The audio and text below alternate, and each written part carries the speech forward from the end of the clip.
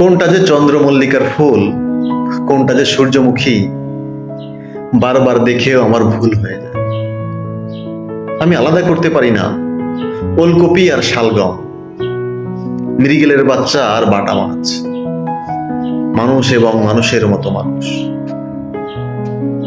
বারবার দেখেও আমার ভুল হয়ে যায়।